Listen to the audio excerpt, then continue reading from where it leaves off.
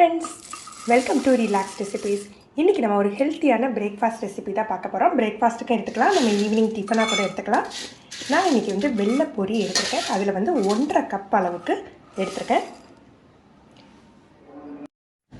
இதில் ஒரு 2 கப் தண்ணி சேர்த்து ஒரு 2 நிமிஷம் மட்டும் ஊற வச்சுக்கலாம்.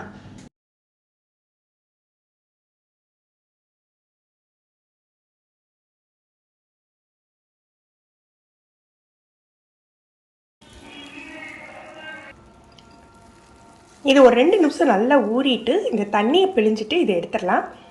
இது 2 ரீசனுக்காக நம்ம ஊற வைக்கிறோம். ஒன்று இதில் அதிகப்படியான உப்பு இருக்கும், அந்த உப்பும் கொஞ்சம் குறைஞ்சிடும், பொரியும் கொஞ்சம் சாஃப்ட் ஆகிடும். இதில் ஒரு 1/2 கப் போல் வெள்ளை ரவை சேர்த்துக்கிறோம். ஒரு 1/4 கப் தயிர்.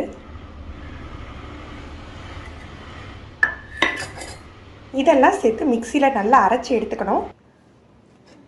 தண்ணி சேர்த்து தான் அரைச்சிருக்கேன், நல்ல நைஸாக அரைச்சி எடுத்துக்கணும்.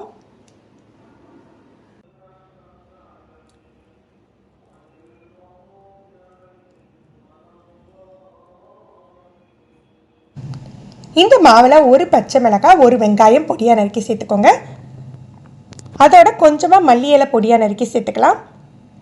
ஒரு சின்ன கேரட்டை துருவி சேர்த்துக்கலாம்.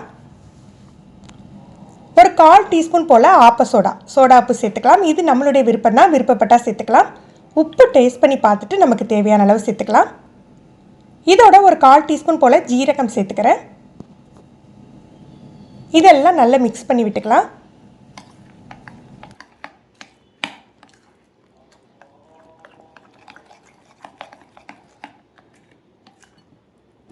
இது ரொம்ப நேரம் ஊறணும் இல்லை, ஒரு 5 நிமிஷம் மட்டும் மூடி வச்சுட்டு நம்ம செய்ய ஆரம்பிக்கலாம்.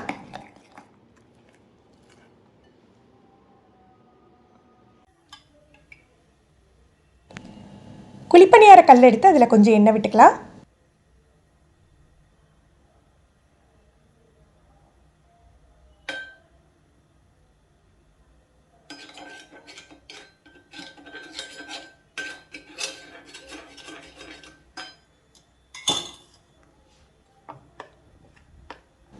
மாவு இந்த பதத்தில் இருக்கணும்.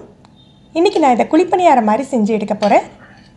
இதுக்கு பதிலாக நம்ம ஊத்தப்பம் மாதிரி கூட கொஞ்சம் கனமாக சுட்டு எடுக்கலாம், நல்லா சாஃப்டாக இருக்கும்.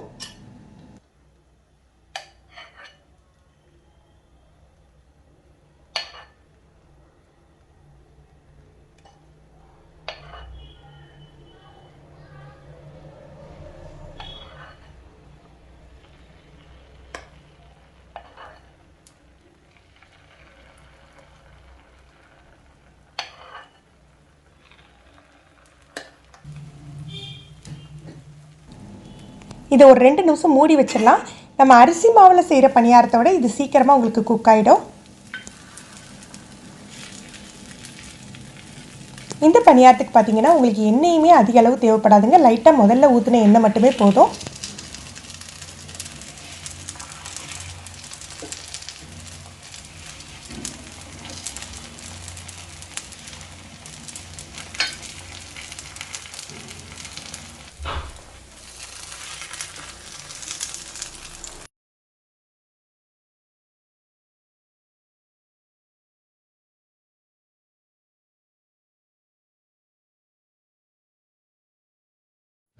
ஃப்ரெண்ட்ஸ், நீங்கள் இன்றைக்கி தான் ஃபஸ்ட் டைம் ரிலாக்ஸ் ரெசிபீஸ் பார்க்குறீங்கன்னா மறக்காமல் சப்ஸ்கிரைப் பண்ணி கீழே உள்ள பெல் பட்டனில் ஆளுங்கிற ஆப்ஷன் செலக்ட் பண்ணி வச்சுக்கோங்க. நம்ம சேனலில் வீடியோக்கள் போட்ட உடனே உங்களுக்கு நோட்டிஃபிகேஷன் கிடைக்கும்.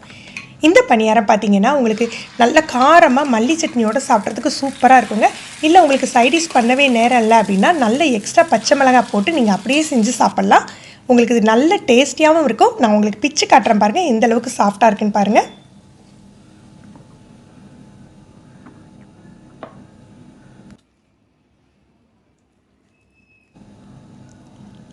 ஃப்ரெண்ட்ஸ், நீங்களும் இந்த ரெசிபி ட்ரை பண்ணி பாருங்கள். எப்படி இருந்ததுன்னு கமெண்ட் பண்ணுங்கள். இந்த வீடியோ உங்களுக்கு பிடிச்சிருந்ததுன்னா மறக்காமல் லைக் பண்ணி ஷேர் பண்ணுங்கள். தேங்க்யூ.